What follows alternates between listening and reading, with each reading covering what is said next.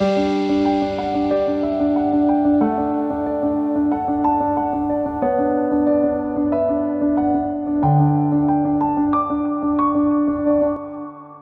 առավոտ սիրելի հեռուստադիտող, մենք դարձյալ անդրադարձել ենք մի հետաքրքիր ուղղության, մենք խոսելու ենք քնի խանգարումների մասին այս առավոտ,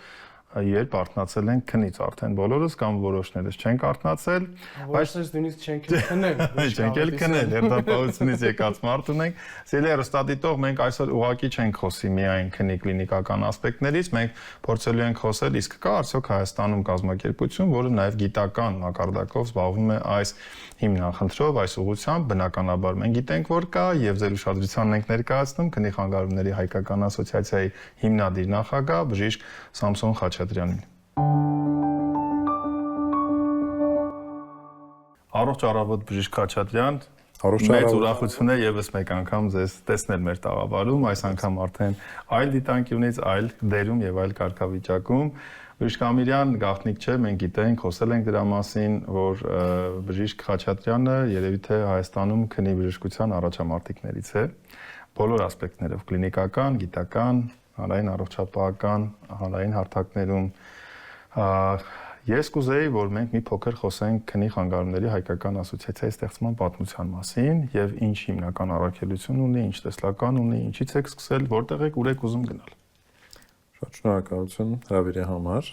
եւ ընդհանրապես այս թեմային անդրադառնալու համար, որովհետեւ մի փոքր քնի բժշկությունը, քնի խանգարումները միշտ մի քիչ անտեսված մի դաշտ են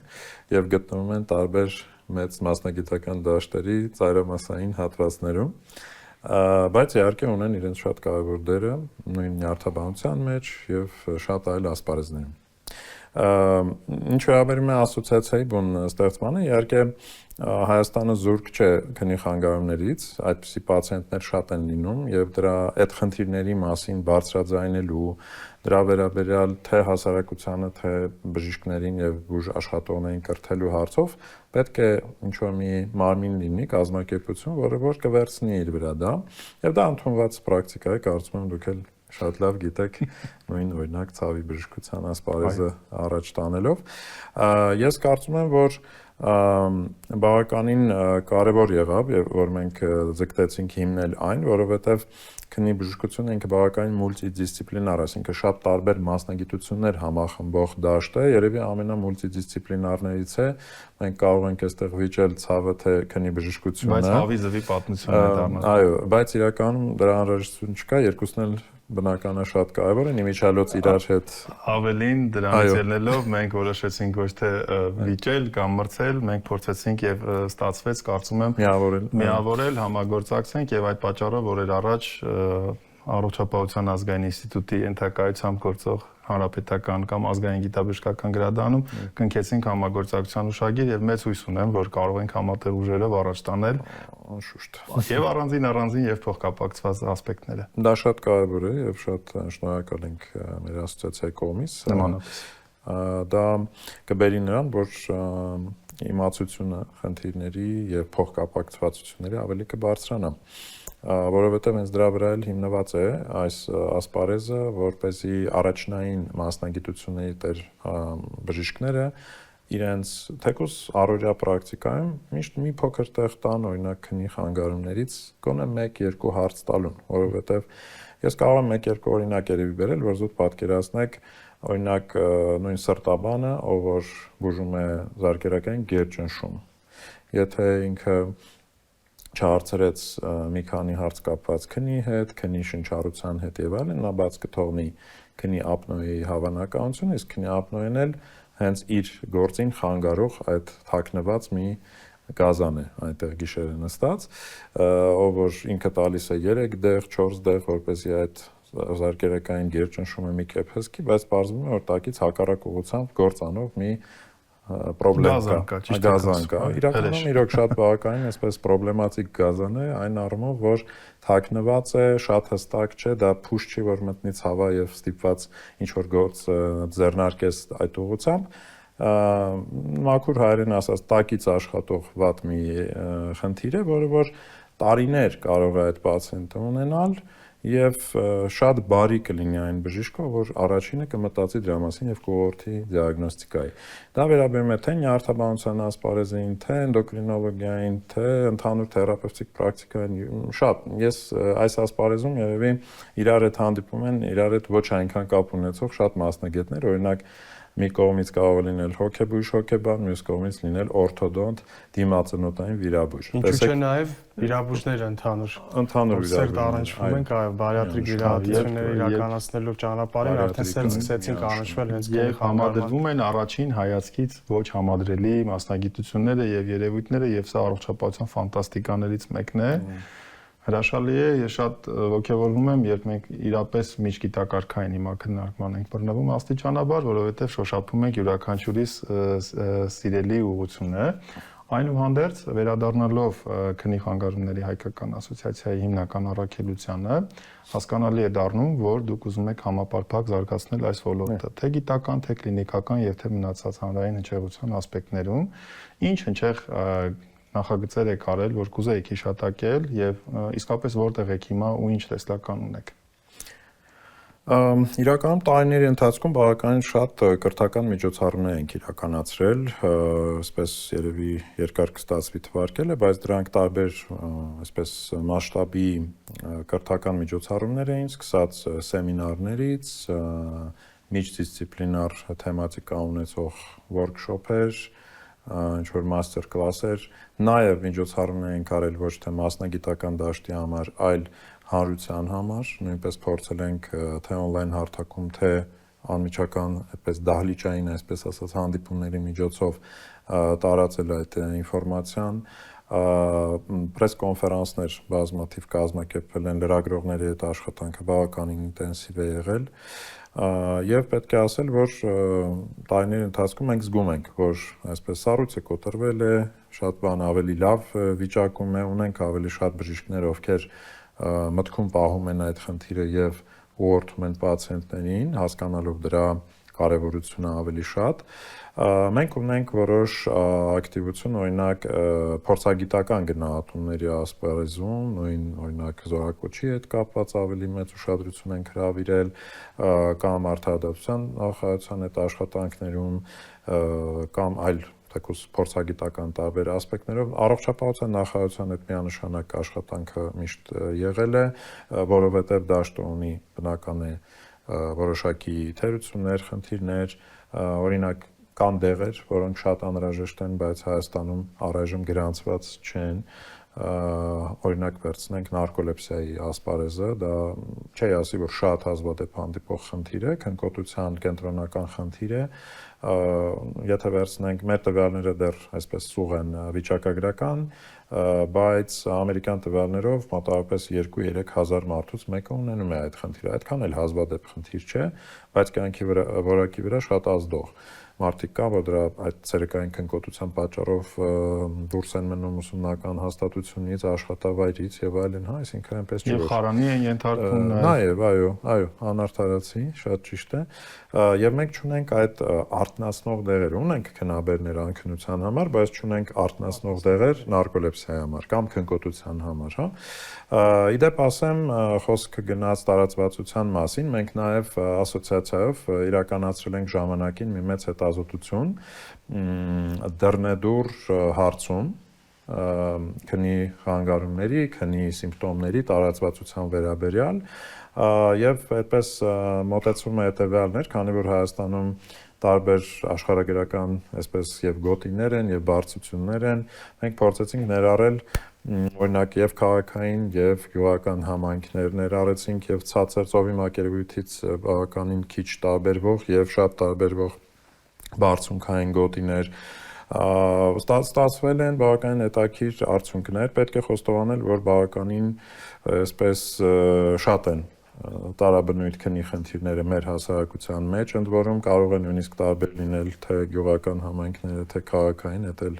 հետաքրքիր է, ես տես լիովին չբացահայտեմ առայժմ, ժամանակին տվել ենք այդ տվյալները, բայց դե ինչի համար։ Բայց ես ուզում եմ, որ մենք հեռուստադիտողին նաև այս տաղավարից արդեն լուրջ հանրահրճակում անենք ձեր ֆանտաստիկ հոդվածի, որը մեր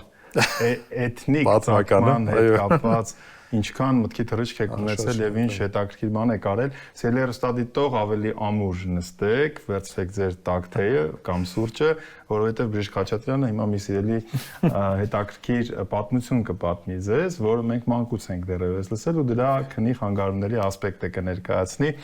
Ինչպես ասում են, the stage is yours։ Շնորհակալություն իհարկե, այդ հարցին անդրադառնալու իրականում դա այսպես իմ այլընտրանքային ու մեծ տենց սիրով կատարված աշխատանքներ, ընդ որում այդ հոդվածի 5-ամյակը լրացավ։ Այո, եկեք եւս մեկ անգամ շնորհավորենք պատմեք ընթացքը։ Եվ խոսքը գնում է իհարկե նրա մասին, որ մեր ազգային էպոսի մի կերպար, ոչ դրական կերպար, Մասրավ Մելիքը, բոլորը գիտեն, որ այդ հայտնի կռվից առաջ Դավիթի հետ ինքը քնել էր եւ բոլորը գիտեին, որ պետք է 7 օր քնի։ 3 օր դեռ 3 գիշեր քնել է, եւս մի քանի գիշեր պետք է քնի, ու ինձ միշտ հետաքրքրում էր, ինչի այդ մարդը պետք է այդպես քնի, բայց դա շատ շուտ։ Հետո որ արդեն քնի ասպարեզում, քնի բժշկության ասպարեզում հայտնվեցի, փորձեցի անցկացնել այդ եղած ինֆորմացիան դիագնոստիկ չափանիշների պրիզմայով։ Բոլոր խանգարումները ունեն իրենց ախտորոշման չափանիշները եւ փաստորեն առաջին հայացքից կարելի էր մտածել, որ ինքը հաղթանդամ մեծ չափերի մի բան էր, չէ, զինվոր էր, որը որ կարող է ունենալ քնի ապնոյ օրինակ, բայց այդպես շատ ոչ մի բան չգտա ես ազգային գրադարանի ունեցած աղբյուրներով, տարբեր վերսիաներով, տարբերակներով այդ էպոսի, որ ինքը կարող էր ունենալ օրինակ խռմփոց կամ այլն, այսինքն մտածեցի չէ, երևի ինչ որ բան։ Դե ընդհանրապես կամաց միանգամից ավարտին գանք, կա այդպիսի շատ հետաքրքիր ու հազվադեպ հանդիպող մի համախտանիշ, կոչվում է Կլայն-Լևինի համախտանիշ, կամ ուրիշ կերպ ասում են քնած գեղեցկու համախտանիշ, դրանով էլ է հայտնի,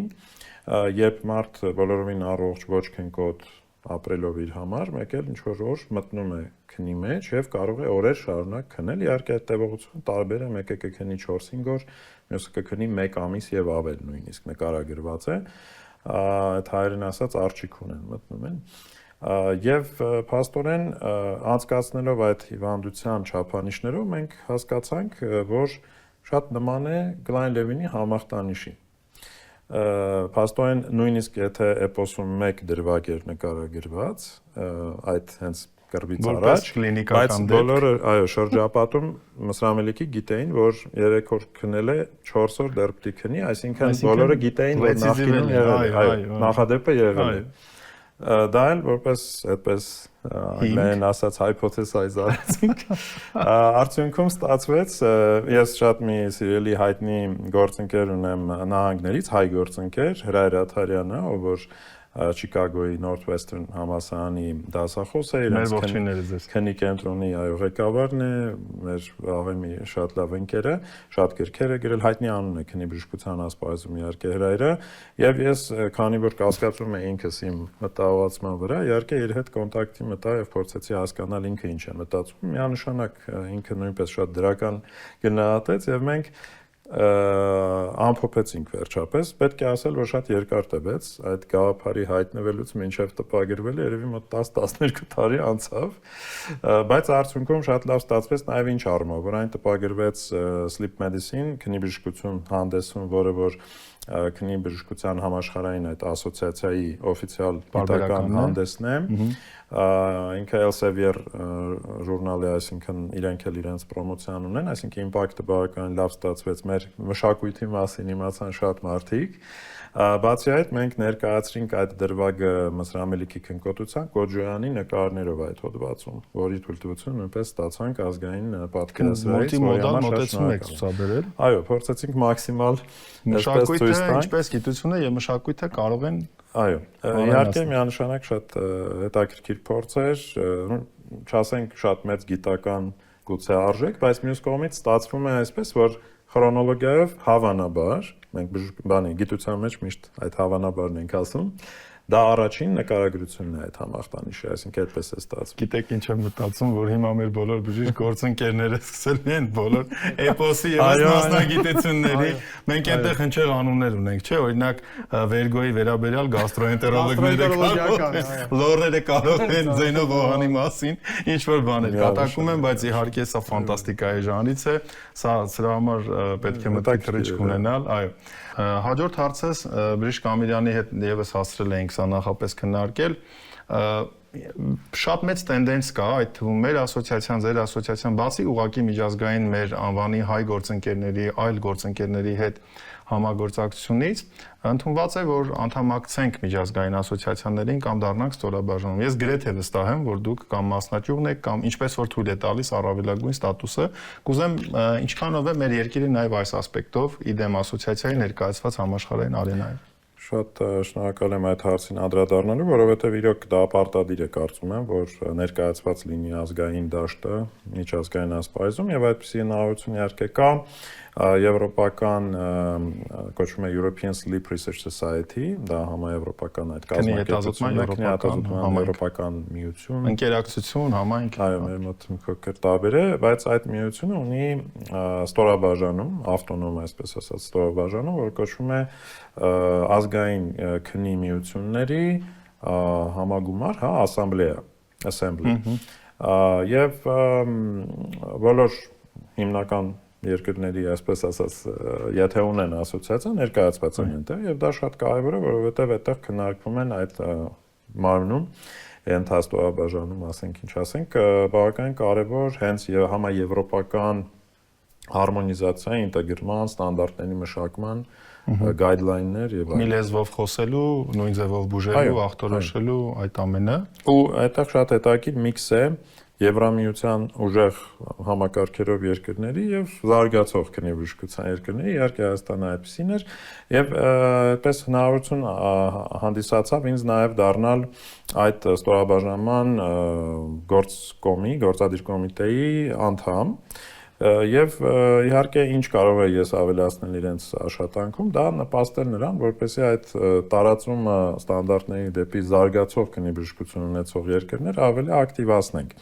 Եվ իհարկե մյուս գոլեգաների հետ համատեղ մենք մշակեցինք մի հետաքրքիր ծրագիր, որը կոչվեց Beyond Boundaries,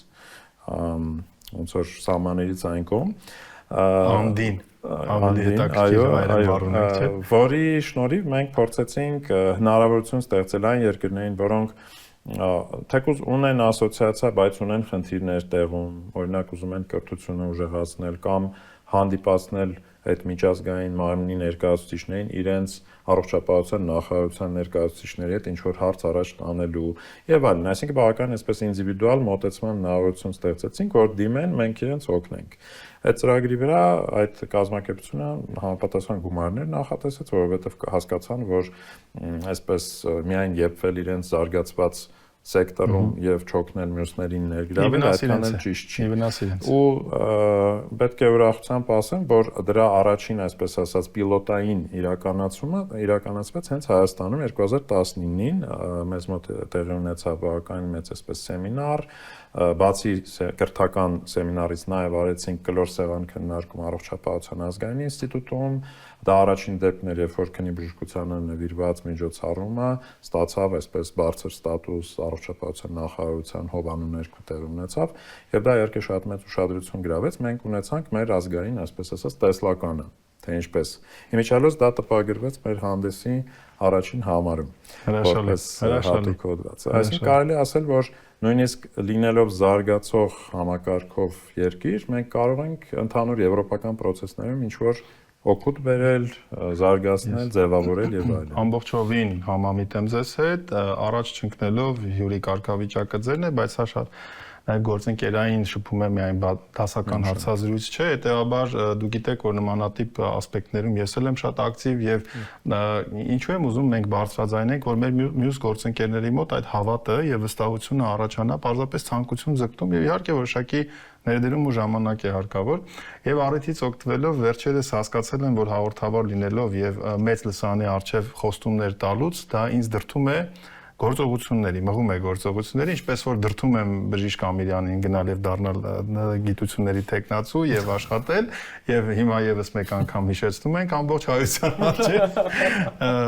Բժիշկ Խաչատրյան, մենք վերջերս իրար հետ շատ կառուցողական քննարկում ունեցանք երկու ասոցիացիաների միավորման աշխատանքը, որպեսզի չլինի ուղղակի թղթի վրա մնացած համագործակցություն, եկեք փակագծերը բացենք եւ ասենք, որ մենք պլանավորում ենք ուսումնական ձեռնարկ ցավի բժշկության եւ քնի խանգարումների համակցման մեջ, սա էլ դնելով որպես սեղանին օրինակ մյուս մեր գործընկերների, մյուս մասնագիտական ասոցիացիաների համար, որպեսզի նրանք եւս ձգտեն այսպես խաչաձև տարբեր ինչ որ բաներ անել եւ մենք նորից փակագծերը բացենք, անգամ ամբողջ կարկասը եւ նախնական դիզայնը ունենք, շատ լավ իմանալով, որ քրոնիկ ցավային համախտանիշը անբեկանալիորեն բերում է քնի խանգարումների այս կամ այն տիպի եւ ընթանում է կյանքի որակի իջեցումով։ Եվս մեկ անգամ շնորհակալություն մեր տարբեր հեռուստաալիքներում, տարբեր ֆրոնտերում մեր հերթական հարցազրույցն է եւ ես դրանով շատ հպարտանում եմ։ Կարծում եմ, որ այն լայնածավալ գործունեությունը, որ դուք ծավալում եք Հայաստանի Հանրապետության առողջապահության ոլորտում եւ գիտության եւ կլինիկական պրակտիկայի եւ տարբեր այլ ասպեկտներով, սա բավական օրինակելի է նաեւ երիտասարդների համար։ Ես խնդրում եմ սա անհամեստություն չհնչի մեր կողմից։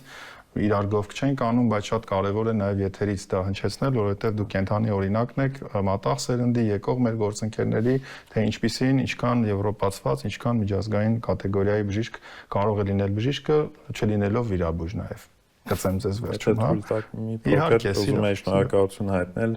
մեր ասոցիացիայի անդամներին, որոնք միշտ աջակցել են մեր միջոցառումները, ներկայացրել են իրենց զեկույցները։ Պետք է ասել, որ մենք ունենք շատ մասնագետներ, ովքեր այս տարիների ընթացքում ձևավորվել են որպես քննիբժշկության մեջ հետաքրքրություն ունեցող իրենց դաշտերում մասնագետներ։ Եվ դա պակաս կարևոր չէ, լինի դա հոգեբան, սրտաբան, էնդոկրինոլոգ, մանկական մասնագետ, մարդական նյարդաբան եւ այլն։ Այսինքն ես այդ առումով իհարկե համարում եմ, որ ասոցիացիան շատ մեծ դեր է խաղացել մեր գործունեությունը ընդհանուր առմամբ այդ տարաբնույթ եւ վստահ եմ, որ մյուս